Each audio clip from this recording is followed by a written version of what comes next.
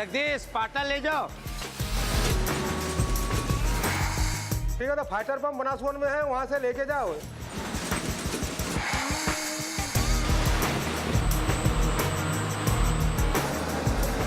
हम 24 घंटों में 50 मीट्रिक टन घी का प्रोडक्शन करते हैं पर डे।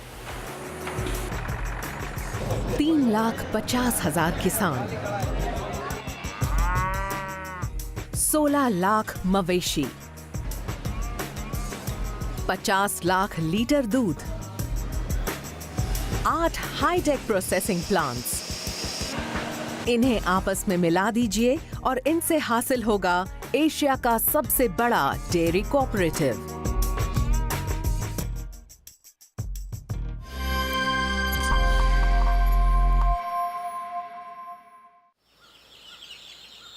सुबह के 5 बजे हैं और यहाँ सिर्फ पक्षी ही नहीं चहचहा रहे हैं। पश्चिम भारत में मौजूद गुजरात के बनासकांठा जिले के विलेजेस में भी चहल पहल शुरू हो गई है। यहाँ की महिलाएं अपने मवेशियों को चराने ले जा रही हैं। अपनी 35 गायों का दूध दुहने में अमी बेन और उनकी बहन को कम से कम 3 घंटे लगेंगे। तभी वो करीब 250 लीटर्स फ्रेश वार्म मिल्क इकट्ठा कर पाएंगी।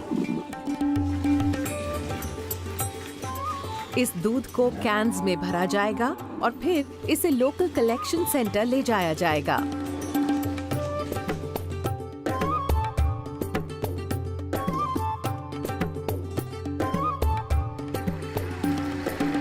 सुबह के 6:30 बजते बजते थावर गांव का कलेक्शन सेंटर काफी बिजी हो जाता है। अगले कुछ घंटों के दौरान आसपास के गांवों के 1000 से ज्यादा लोग यहां दूध जमा करने के लिए इकट्ठे हो जाएंगे और 11 बजते बजते ये ट्रक अमी बैन के गांव से दूध को यहां से करीब 70 किलोमीटर दूर बनास डेयरी कोऑपरेटिव हेडक्वार्टर्स पहुंचा देगा।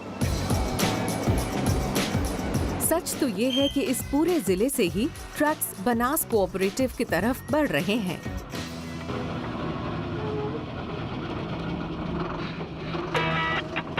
दूध का कारोबार एक बड़ा कारोबार है, बशर्ते इसे बनास के ढंग से किया जाए।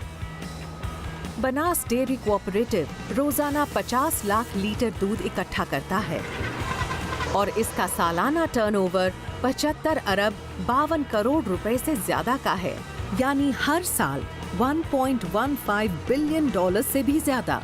ये कोई मामूली कोऑपरेटिव नहीं है, ये तो एक मेगा डेयरी है। ये है एक अल्टीमेट मिल्क फैक्ट्री। हम एशिया की सबसे बड़ी कोऑपरेटिव डेयरी हैं और 25% टर्नओवर बनास डेयरी के प्रोडक्ट्स और दूध से आता है GCMMF का। इस साल जहां हमारा दूध रोजाना करीब 50 लाख लीटर रहा है, वहीं आने वाले 5 साल में हमारा लक्ष्य है कि हम 50 लाख लीटर से 75 लाख लीटर पर पहुंच जाएं।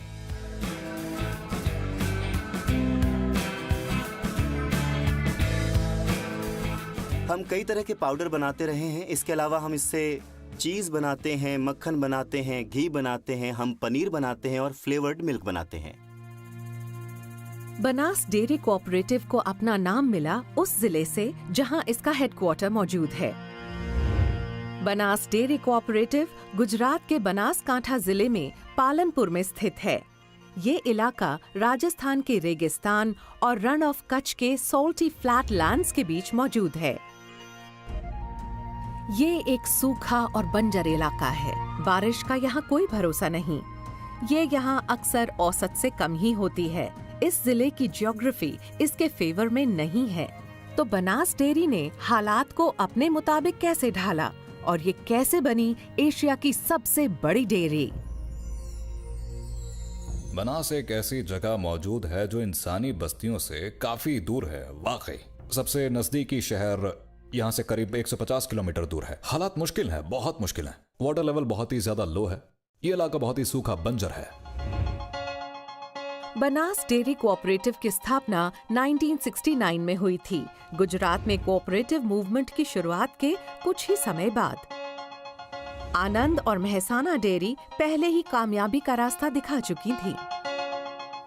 दूध और डेयरी के अलावा कोई व्यवसाय नहीं था यहाँ पर। पशु वैसे अकाल पड़े तो लेकर माइग्रेट करके बाहर ले जाते थे। दूध खाने के लिए उपयोग आता था। दूध कोई बेचे तो ऐसी मान्यता थी कि दूध और बेटा दोनों नहीं बेचा जा सकता। फाउंडर गलबा भाई नानजी भाई पटेल ने इस कोऑपरेटिव की शुरुआत सिर्फ कुछ 100 किसानों के साथ ही की थी। रोजाना करीब 800 लीटर दूध इकट्ठा किया जाता था और अब 5 दशक बाद मेंबरशिप बहुत ज्यादा बढ़ गई है। आज बनास डेयरी के 3,50,000 सदस्य हैं और यहाँ रोजाना करीब 50 लाख लीटर दूध का उत्पादन होता है। ये हर साल लगभग 10% की तेजी से ग्रो कर रहा है। इस कोऑपरेटिव में बनास के करीब 90% गांव शामिल हैं। बनास उन 18 कोऑपरेटिव्स में से एक है जो मशहूर Gujarat cooperative milk marketing federation का हिस्सा हैं और जो नामी अमूल ब्रांड ऑफ प्रोडक्ट्स बनाती है। बनास कोऑपरेटिव कोई साधारण मेंबर नहीं है। ये अमूल के कुल प्रोड्यूस का 1/4 यानी 25% हिस्सा कंट्रीब्यूट करता है। 10 साल पहले तक इसका नंबर 4था था और आज बनास है नंबर 1 और दूसरे नंबर की फेडरेशन का शेयर हमसे आधे से भी कम है। तो वो Gujarat milk marketing federation business में करीब 25% ही कंट्रीब्यूट कर रहे हैं। तो जहां तक अमूल का सवाल है, बनास का कंट्रीब्यूशन जबरदस्त है।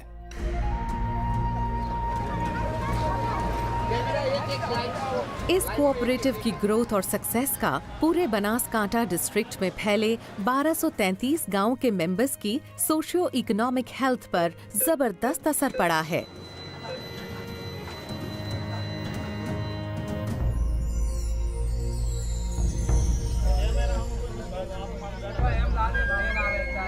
आइए आपको मिलवाएं गणेशपुरा लखानी गांव के पटेल परिवार से।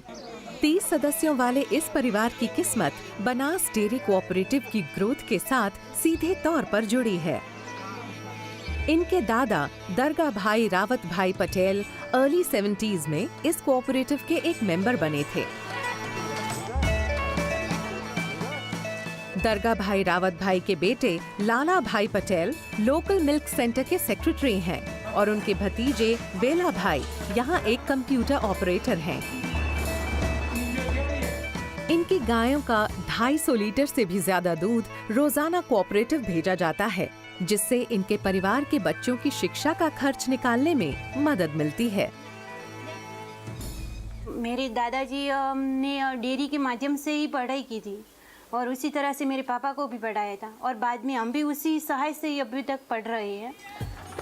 लाला भाई पटेल की फैमिली बनास कोऑपरेटिव पर डिपेंड करती है और ये कोई अनोखी बात नहीं है।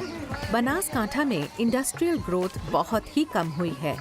ये बुनियादी तौर पर एक एग्रीकल्चरल डिस्ट्रिक्ट है। इस जिले में करीब 31 लाख लोग रहते हैं और इनमें से करीब 17,50,000 अपनी नियमित आमदनी के लिए बनास कोऑपरेटिव पर ही निर्भर करते हैं। साथ मिलकर चलने से एक ऐसा फायदा होता है, इनका सबसे बड़ा ये सक्सेस स्टोरी है। एक डेजर्ट जैसे प्रदेश में, रण प्रदेश में, जहाँ पर हर बार अकाल रहता था, वाटर की क्राइसिस रहती थी, ऐसे क्षेत्र में एक दूध की गंगा मान लो कि पूरी नदी बह रही है। किसी कामयाब मिल्क कोऑपरेटिव को चलाना बहुत ही टेक्निकल काम होता है।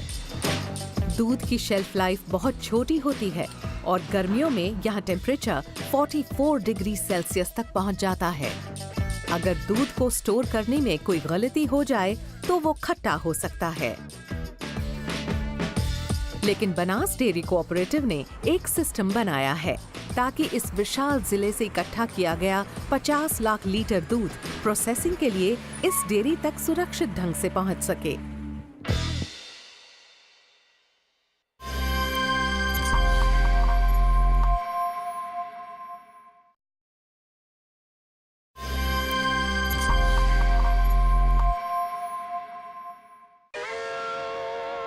ये है बनास डेयरी, एशिया का सबसे बड़ा मिल्क कोऑपरेटिव। यहाँ रोजाना गायों का 50 लाख लीटर दूध आना, प्रोसेसिंग यूनिट में जाना, और फिर वहां से कंज्यूमर तक पहुंचना। ये प्रोसेस यहाँ हर रोज पूरी लगन से किया जाता है। ये जगह रोजाना इस कोऑपरेटिव को पूरे जिले के 35 लाख किसानों से भी जोड़ती है। इस काम की शुरुआत यहाँ किसान के अहाते से होती है। दिन में 2 बार अहमदपुरा विलेज के 30 साल के इरफान भाई मनकनॉय अपनी होल्स्टीन क्रॉस ब्रीड गायों को दूहते हैं। मैं पहले बहुत सारे अलग अलग बिजनेस कर रहा था। बूट चंपल की दुकान डाली, कपड़े की दुकान डाली, डायमंड में भी गया, लेकिन कोई जगह पे मुझे सफलता नहीं मिली। उसके बाद मैंने सोचा कि कोई और ऐसा बिजनेस करूं जिससे मुझे अच्छा मुनाफा, जो मेरी जो लाइफ है वो भी बेटर देन हो जाए। इसलिए मैंने ये फार्म बनाया। पिछले मैं 3 साल से ये फार्म चला रहा हूँ और 3 साल के अंदर मुझे इतना ज़्यादा मुनाफा हो रहा है और इतना बढ़िया कि मैं घर पे अभी पूरा मेरा घर भी चेंज हो गया है।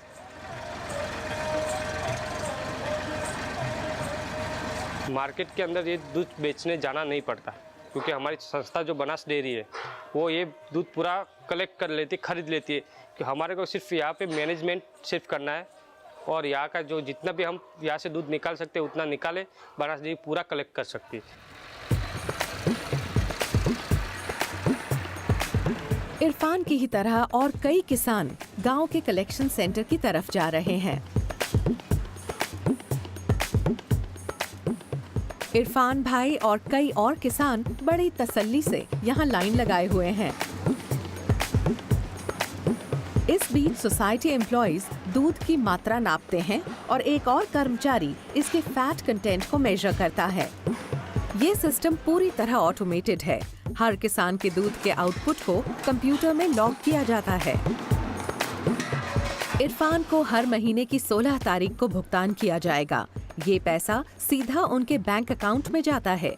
उनकी आमदनी टिकी है दूध की उस मात्रा पर जो वो यहाँ देते हैं और उसमें मौजूद फैट पर। तो दूध भराने के बाद मोबाइल में एक एप्लीकेशन है बनास डेयरी की, उसके अंदर एक मैसेज आता है कि कितना दूध भरवाया है, कितने रुपए का भरवाया है, कितना फैट है, SNF कितना है, वो पूरा लिस्ट आ जाता है। इकट्ठा किया गया दूध अब प्रोसेसिंग प्लांट भेजा जाएगा। इस बड़े से मिल्क टैंकर में 25,000 लीटर से भी ज्यादा दूध अपनी मंजिल तक पहुंचेगा। ये है पालनपुर में मौजूद बनास कोऑपरेटिव हेडक्वार्टर्स। 24 घंटे के साइकिल में इस कोऑपरेटिव में कम से कम 500 टैंकर्स आएंगे और करीब 50 लाख लीटर दूध यहाँ डिलीवर करेंगे। हम धानेरा जाते हैं, जो 4 गांव में से लाते हैं, जो जाड़ी महिला है, पटेलवा से मालहोत्रा है और धानेरा का दूध है। वहाँ की बस्ती होगी लगभग 800-700 लोग होंगे, वहाँ दूध भरवाने आते हैं। टैंकर्स बनास में सुबह 11 बजे आना शुरू करते हैं और पूरी रात ही इनका यहाँ आना जाना लगा रहता है। पालनपुर गुजरात में मौजूद बनास डेयरी कोऑपरेटिव 122 एकड़ में फैला हुआ है। इतनी जगह में फुटबॉल के 67 मैदान बनाए जा सकते हैं। इस डेयरी में 3 अलग अलग यूनिट्स हैं। बनास 1 में लिक्विड मिल्क, पनीर, दही, बटर मिल्क, घी और ड्राई पाउडर बनता है।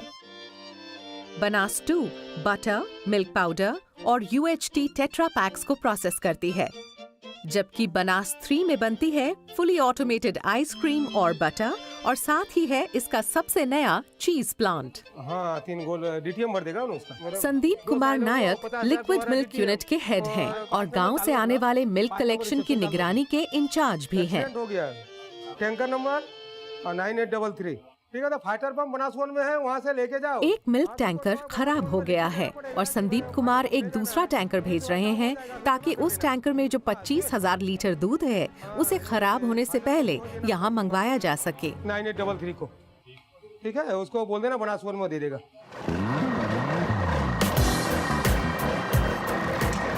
ऐसे हर टैंकर की दूध को इन विशाल साइलोस में खींच लिया जाएगा।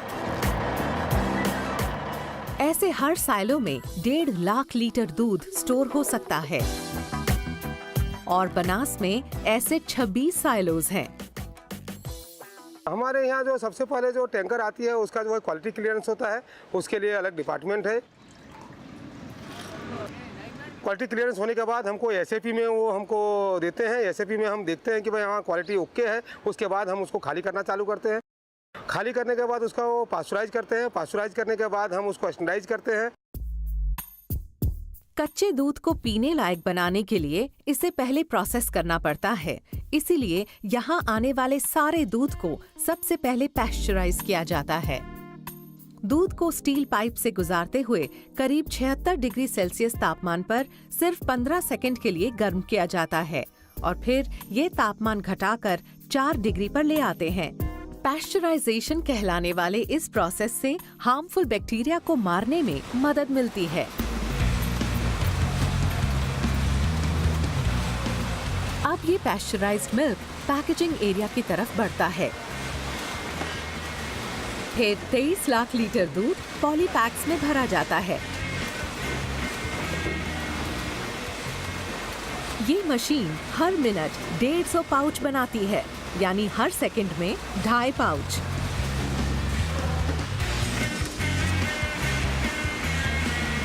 अब इन पाउचेस को इंतजार करते ट्रक्स में लोड किया जाता है। अब ये पूरे राजस्थान और गुजरात के बाजारों और दुकानों तक भेजे जाने के लिए तैयार है। करीब 10 लाख लीटर दूध नेशनल कैपिटल रीजन भेजा जाता है। इसमें से आधा दूध इन स्पेशलाइज्ड मिल्क ट्रेन्स के जरिए रवाना किया जाता है।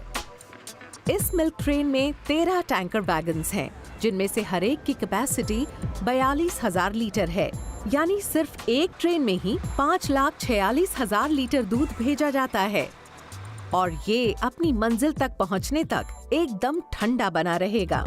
ये 36 घंटे तक इस दूध को कुछ होता नहीं है, क्योंकि डेयरी में से हम उसको पास्चराइज करके लाते हैं।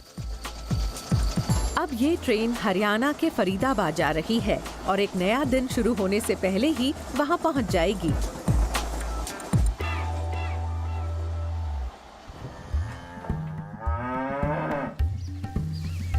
दूध बनास कोऑपरेटिव की जान है और इस कोऑपरेटिव ने इस जिले के मवेशियों की सेहत ठीक ठाक रखने पर इन्वेस्ट किया है ताकि प्रोडक्टिविटी में सुधार आ सके।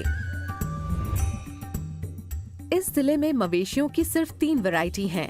ये है इंडिजिनस कांकरेज गाय, जो एक हार्डी ब्रीड है। ये है लोकल महसानी भैंस, जो रोजाना 6.2 लीटर दूध देती है। और ये है HF क्रॉस। ये इंपोर्टेड होल्स्टीन फ्रेजियन और कंकरेज गांव का मिला जुला रूप है, जो रोजाना औसतन 9.2 लीटर दूध देती है। 2009 में बनास कोऑपरेटिव ने एक बोवाइन सीमन प्रोडक्शन यूनिट कायम की ताकि मवेशियों के जेनेटिक कोड को सुधारा और बेहतर बनाया जा सके। जिले में बेहतरीन दूध देने वाली नस्लों को ढूंढने के कोऑपरेटिव के प्रोजेनी टेस्टिंग प्रोग्राम से गायों और भैंसों के बेस्ट मेल स्पेसिमेंस को पहचानने और उन्हें पालने में मदद मिली है। बनास ने एक अग्रेसिव आर्टिफिशियल इंसेमिनेशन प्रोग्राम शुरू किया है ताकि गायों की क्वालिटी सुधार कर दूध का प्रोडक्शन बढ़ाया जा सके। इस जिले में मवेशियों की आबादी 17 लाख है। इसमें से करीब 10 लाख मवेशी ब्रीडेबल हैं, पर हम इसे 100% AI कवरेज तक ले जाने की सोच रहे हैं। रोजाना इस सेंटर में हेल्दी बुल्स के सीमन को इकट्ठा किया जाता है। फिर इस सीमन को लैब में ले जाकर प्रोसेस किया जाता है और इसकी क्वालिटी चेक की जाती है।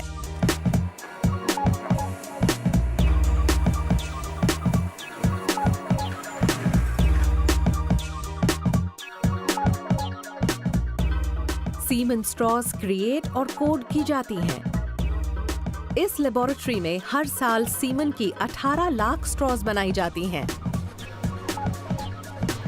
इन सभी स्ट्रॉज को लिक्विड नाइट्रोजन में -198 डिग्री सेल्सियस टेम्परेचर पर स्टोर किया जाता है और फिर डेयरी की वेटरिनरी टीम के साथ पूरे जिले में भेज दिया जाता है ताकि गायों को इंसेमिनेट किया जा सके।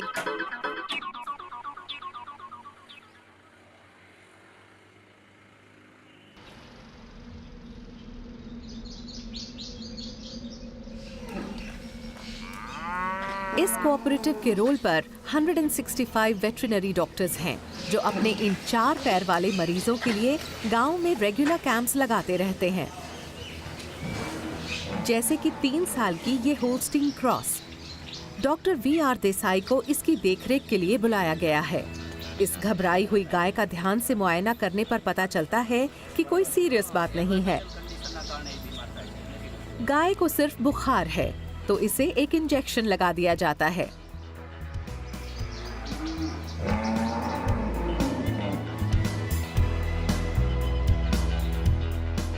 इस कोऑपरेटिव की असली जान है इसके डेयरी किसान, और बनास ने हाल ही में अपने मेंबर्स के लिए एक सुपर स्पेशलिटी हॉस्पिटल की शुरुआत की है।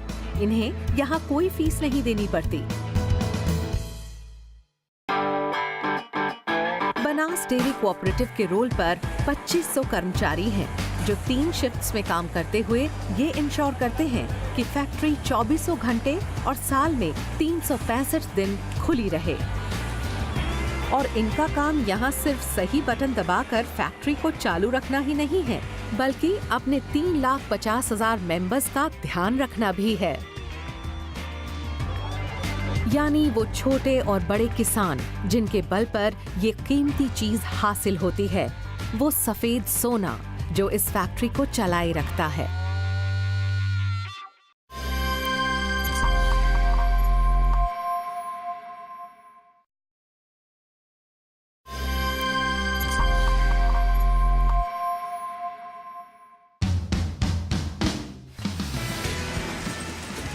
हम बनास डेयरी कोऑपरेटिव में हैं। यहाँ रोजाना करीब 50 लाख लीटर दूध आता है। इसमें से 50% को पैस्चराइज और पैक करके दूध के रूप में बेचा जाता है और बाकी से आइसक्रीम, चीज और घी जैसे प्रोडक्ट्स बनाए जाते हैं।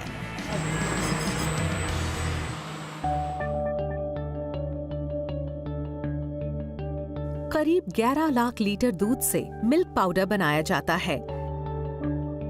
3 लाख लीटर दूध को चीज और UHT long life milk unit भेजा जाएगा। योगर्ट और बटर मिल्क के लिए 1,50,000 लीटर दूध इस्तेमाल होगा। 1 लाख लीटर से पनीर बनेगा और सबसे कम सिर्फ 30,000 लीटर से आइसक्रीम बनेगी। ये है बनास की सबसे नई यूनिट, चीज प्लांट। बनास में रोजाना करीब 3 लाख लीटर दूध चीज की अलग अलग वैरायटी बनाने के लिए इस्तेमाल होता है। हमारा 30 टन का चेडर चीज प्लांट है, 20 ton mozzarella cheese plant and 20 ton of process cheese plant per day. Chairman Shankar Chaudhary हाल ही में एक्वायर किए गए चीज प्लांट का मुआयना करने आए हैं, जो इस कोऑपरेटिव की शान है। इस चीज प्लांट के लिए मशीनरी को इटली, स्वीडन, जर्मनी और डेनमार्क से मंगवाया गया है और इस पर 3 अरब 50 करोड़ रुपए की भारी लागत आई है। तो हम लोगों ने ये एक चीज़ का प्लांट लगाया। लोग बोल रहे थे कि 8-10 साल लगेंगे ये मार्केट तैयार होने में और चीज़ कौन खाएगा हिंदुस्तान में। लेकिन आज ऐसा है कि हमने जो भी कैपेसिटी से स्टार्ट किया वो कैपेसिटी लगभग पूरी हो गई 2-3 साल में। चीज बनाना एक बहुत ही स्पेशलाइज्ड प्रोसेस है। दूध को पहले बड़े बॉइलिंग वैट्स में डाला जाता है, फिर वे को कर्ड से अलग करने के लिए एक कर्डलिंग एजेंट मिलाया जाता है। फिर चेडर चीज को स्ट्रेन करके उसके बड़े बड़े ब्लॉक्स काटे जाते हैं। इनमें से हर एक का वेट 20 किलो होता है। अब चेडर के इन ब्लॉक्स को वैक्यूम पैक करके इस विशाल कोल्ड स्टोरेज में रखा जाता है। इसे कहते हैं एक चीज हेवन। अब ये चेडर ब्लॉक्स यहाँ कम से कम 6 महीने रहेंगे ताकि इनकी एजिंग और मैच्योरिंग हो सके। फिर इन्हें डिस्पैच किया जाएगा। हमारा 680 मेट्रिक टन का फेडरेशन से ऑर्डर आया है जो कि हर महीने आता है। वो मीट करने के लिए हमारा चेडर का प्रोडक्शन होना कंपल्सरीली है, जो कि हमने 6 महीने पहले से प्लानिंग करके रखा हुआ है। वो प्री प्लानिंग करने के बाद आज के डेट में हम वो फुलफिल कर पाते हैं मार्केट डिमांड। इस चीज यूनिट से ही कोऑपरेटिव को हर महीने 15 करोड़ रुपए से ज्यादा का रेवेन्यू हासिल होता है।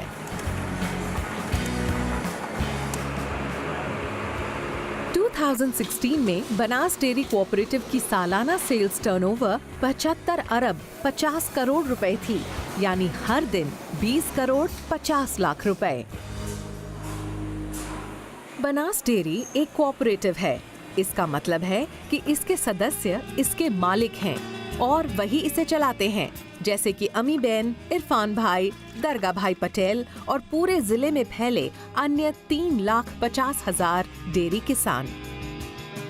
कोऑपरेटिव जो मॉड्यूल है वो भारत की जीन्स में गुटा हुआ ये मॉड्यूल है, तो एक स्वभाव कोऑपरेटिव है हमारा देश का। तो यही सिस्टम से जो हम आगे बढ़ेंगे तो हर किसी का फायदा होगा। डेयरी को चलाने का सिस्टम अनोखा है। इस पिरामिड में सबसे नीचे मौजूद हैं 3,50,000 मिल्क प्रोड्यूसर्स। हर डेयरी फार्मर अपनी local village dairy cooperative society का एक सदस्य होता है। 1281 गांवों की सोसाइटीज 16 सदस्यों को चुनती हैं, जिनसे बनता है Banas dairy board.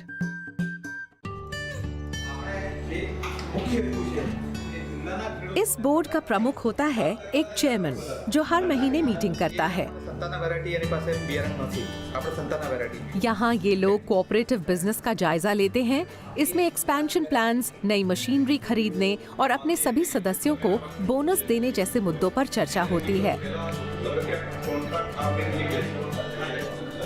Banas dairy cooperative का बुनियादी मकसद है अपने सदस्यों को फायदा पहुंचाना, उन्हें क्वालिटी सर्विसेज मुहैया कराना और आर्थिक फायदों को आपस में बांटना।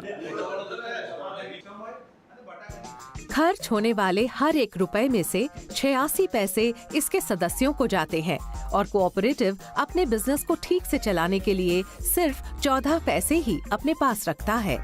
ये काम क्योंकि बहुत बड़े स्केल पर होता है, रोजाना 50 लाख लीटर दूध को पैक करके अलग अलग शक्लों में बेचा जाता है, इसीलिए इन पैसों के जुड़ने से एक बहुत बड़ी रकम बन जाती है। बनास कोऑपरेटिव ने पिछले साल अपने सदस्यों को करीब 58 अरब रुपए दिए और डेयरी को चलाने और नए प्रोजेक्ट्स में इन्वेस्ट करने के लिए अपने पास सिर्फ 9 अरब रुपए ही रखे। लेकिन सारा मुनाफा कम्युनिटी को कैश में नहीं दिया जाता है। अपने सदस्यों की मदद के लिए ये कोऑपरेटिव कई तरह के सोशल इनिशिएटिव्स चलाता रहता है। ध्यान रखो कि दाण एक आपो અને એને પૂરતું આપો, પ્લાનિંગ બગડી ગયું આપો। हमारे पास जो डेयरी एनिमल जिले के अंदर है उनका न्यूट्रिशन रिक्वायरमेंट भी हमको देखना पड़ता है, तो उनके लिए बैलेंस न्यूट्रिशन जो है वो प्रोवाइड करने की भी जिम्मेवारी हमारी है।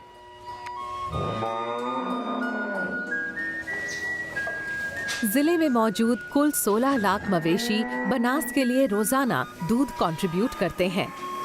मवेशियों को रोजाना 3 बार चारा देना पड़ता है।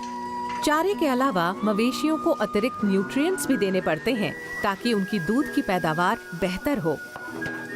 कैटल फीड की बहुत बड़ी फैक्ट्री लगाई यहाँ पर और हर रोज का 1500 मैट्रिक टन जितना कैटल फीड पर डे निकले, ऐसी व्यवस्था हम लोगों ने की। 2013 में बनास कोऑपरेटिव ने इस semi automated cattle feed plant को कायम करने के लिए करीब 1 अरब 38 करोड़ रुपए इन्वेस्ट किए थे। ये प्लांट 20 एकड़ से भी ज्यादा इलाके में फैला है और इस 5 मंजिला इमारत में 24 घंटे काम होता रहता है। यहाँ प्रोटीन, फैट और मिनरल्स को एक खास अनुपात में मिलाकर उसे मोलासेस का फ्लेवर दिया जाता है और उसके बाद इनसे ये हाईली न्यूट्रिशियस पेलेट्स बनाए जाते हैं। इस फैक्ट्री को डेनमार्क से इंपोर्ट किया गया है। ये रोजाना 70 किलो वजन वाले 14,500 बैग्स बनाती है। जानवरों के चारे की मांग बहुत ज्यादा है।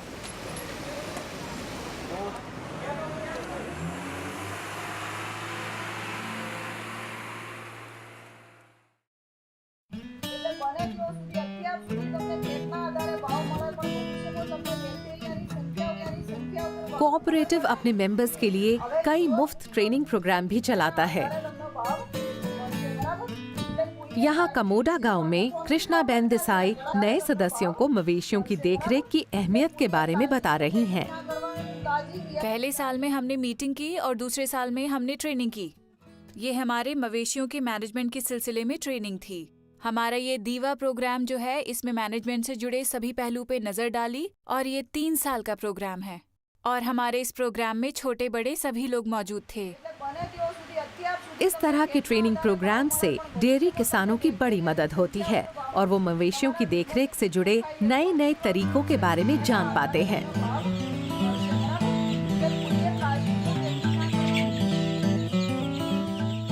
कोऑपरेटिव नए से नए इक्विपमेंट खरीदने के लिए किसानों को सब्सिडीज भी देती है। ऐसी मैकेनिकल मिल्किंग मशीन्स की लागत करीब 40,000 रुपए होती है, लेकिन सब्सिडी की वजह से इनका दाम लगभग आधा हो जाता है। इन मशीनों की वजह से डेयरी किसानों को हायर्ड लेबर पर डिपेंड नहीं करना पड़ता, साथ ही मवेशियों के दुहने का वक्त भी घट जाता है।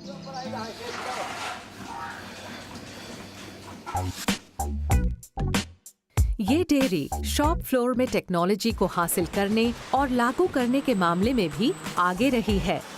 यहाँ डेयरी में ज्यादातर प्रोसेसेस पूरी तरह ऑटोमेट हो चुके हैं और यहाँ ह्यूमन इंटरफेरेंस की शायद ही कोई जरूरत हो। पूरी सप्लाई चेन के अंदर राइट फ्रॉम विलेजेस से लेके मिल्क टैंकर से लेके यहाँ पे जो हमारे डेयरी प्लांट्स है वो भी ऑटोमेटेड है। We have tried our best of the best technological inputs और यही इनपुट्स की वजह से ही मैं बोला उस हिसाब से कंसिस्टेंट प्रोडक्ट हमको मिल रहा है। यहाँ एम्प्लॉइज या तो कंप्यूटर सिस्टम को ऑपरेट करते दिखते हैं या प्रोडक्शन लाइन के पैकेजिंग वाले हिस्से में नजर आते हैं। बाकी सारा काम इन ट्यूब्स, पाइप्स और टैंक्स के अंदर होता रहता है। जब ऑटोमेटेड सिस्टम इस्तेमाल में आने लगता है तो प्लांट की हाइजीन कंडीशन हमेशा कायम रहती है। तब चीज़ों को इंसान कम छूते हैं तो इससे प्रोडक्ट्स की क्वालिटी को मेंटेन और इम्प्रूव करने में मदद मिलती है।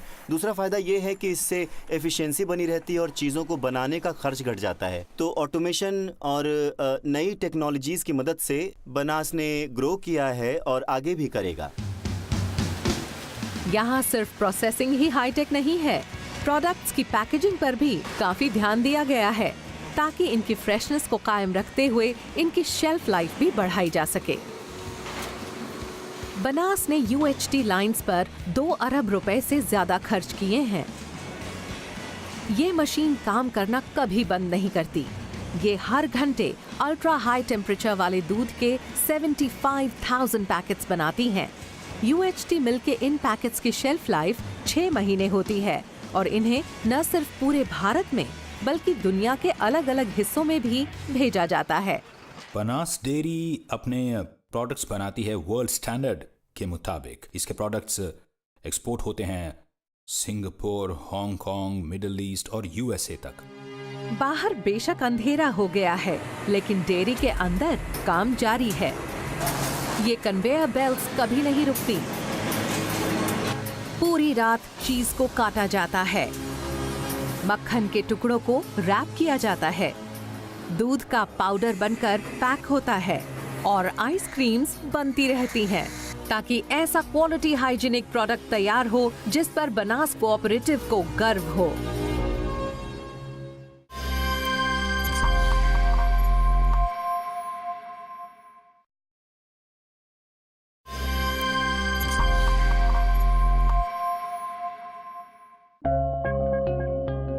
पिछले करीब 5 दशकों में एशिया की सबसे बड़ी डेयरी बनास डेयरी कोऑपरेटिव ने अपने मुनाफे को बहुत सोच समझकर इन्वेस्ट किया है।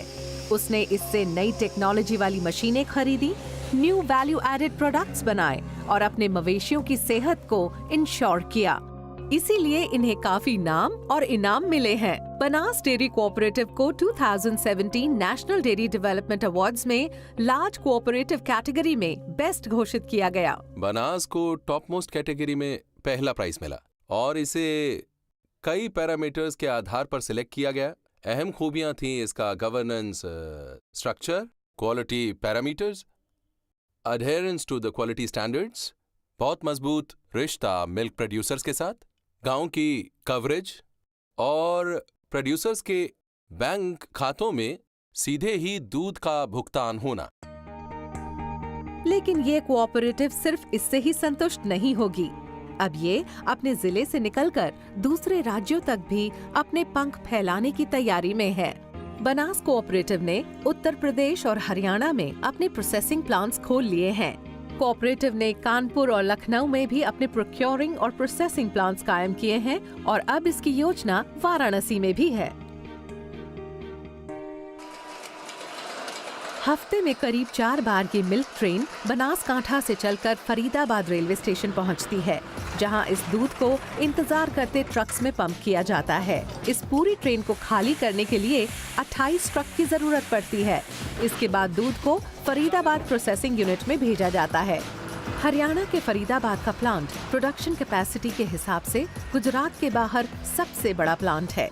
इस फैक्ट्री को बेहद आधुनिक टेक्नोलॉजी से बनाया गया है और ये कस्टमर बेस के काफ़ी नज़दीक भी है, इसीलिए हमने इसे यहाँ बनाया है। वरना हम UHT मिल्क और पाउडर जैसे प्रोडक्ट्स को तो वहाँ भी बना सकते थे, लेकिन कस्टमर को फ्रेश प्रोडक्ट्स चाहिए, इसलिए हमने दिल्ली और NCR के कस्टमर्स को क्वालिटी प्रोडक्ट देने के लिए इतना सारा पैसा इन्वेस्ट किया है।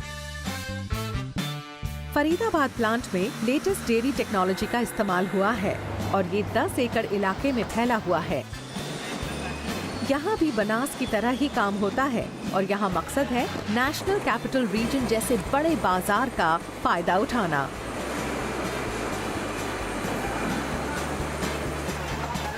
$50 लाख लीटर दूध पर डे का प्रोडक्ट हम लोग करते हैं और वैल्यू एडिशन भी कर रहे हैं, लेकिन हमारा अगला लक्ष्य है 75 लाख। तो सिर्फ हिंदुस्तान ही नहीं, हिंदुस्तान के अगल बगल के और देशों में भी हम वहाँ पर दूध सप्लाई कर पाएंगे और वहाँ पर कोई दूध की कमी ना रहे। इनकी जिम्मेदारी भी हम उठाना चाहते हैं। चेयरमैन की डायनामिक लीडरशिप में भविष्य को लेकर कोऑपरेटिव और बनासकांठा के लोगों की बड़ी ऊंची महत्वाकांक्षाएं हैं। चेयरमैन डेयरी किसानों से मिलने और उनकी परेशानियां जानने के लिए गांव में जाते रहते हैं।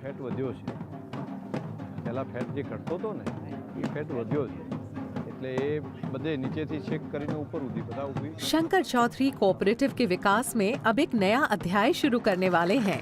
वो बनासकांठा के किसानों की मदद के लिए कारोबार को दूध से आगे ले जाना चाहते हैं।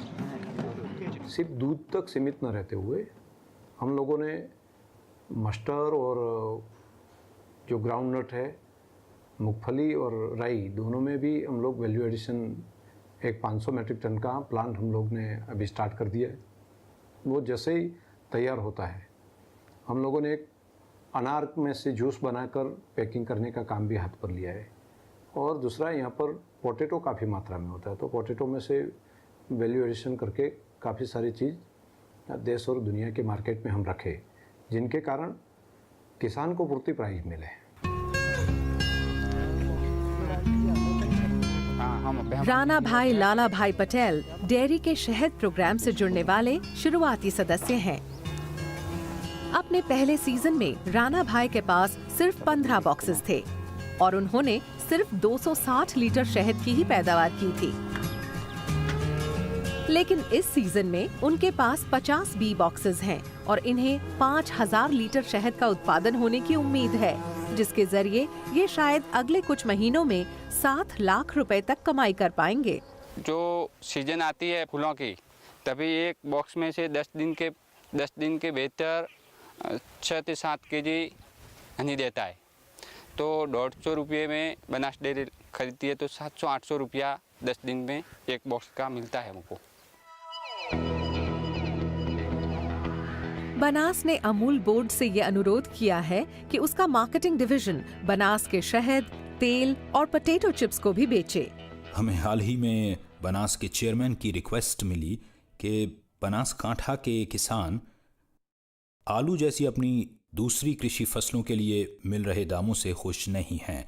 नॉर्थ गुजरात में काफ़ी आलू पैदा होता है। उनका कहना था कि वो इस आलू में वैल्यू ऐड करना चाहते हैं। वो आलू प्रोसेस करके उससे finger chips, hash potatoes, patties बनाकर अमूल ब्रांड के तहत बेचना चाहते हैं। बनास कोऑपरेटिव की कामयाबी गजब की रही है।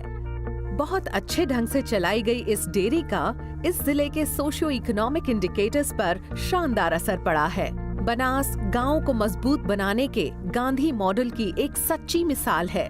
इसके जरिए इस जिले का करीब हर डेयरी फार्मर समृद्ध बना है।